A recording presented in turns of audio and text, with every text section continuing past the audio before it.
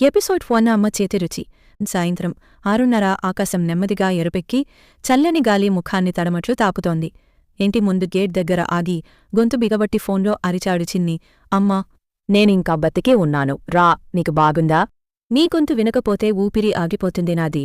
Gate తెరిచిన అమ్మ చేతిలో ఇంకా ఉన్న ఉల్లిపాయ ముక్కలు కూడా వణికాయి. ఆమె కళ్లలో నీళ్లు తిరిగాయి. కాని నవ్వుతో దాచేసింది.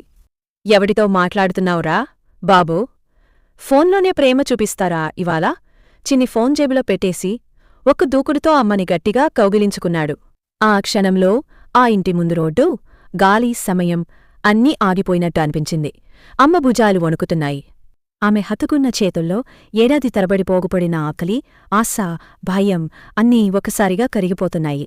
అమ్మా, నేను ఎంత దూరం వెళ్ళినా, ఏ సిటీలో ఉన్నా నీ చేతి వాసన మాత్రం నన్ను వదలదు. నీ పులుసు వాసన వినగానే ఇక్కడికి రావాలనిపిస్తుందే.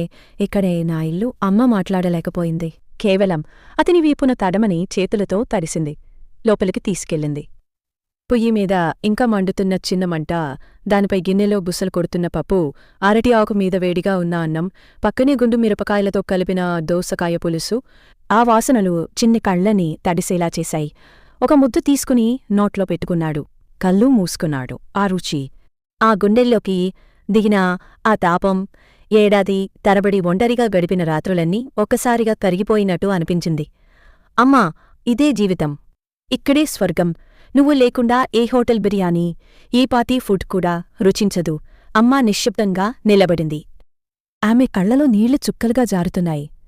కాని నవ్వు మాత్రం తప్పలేదు. ఆమెకు తెలుసు,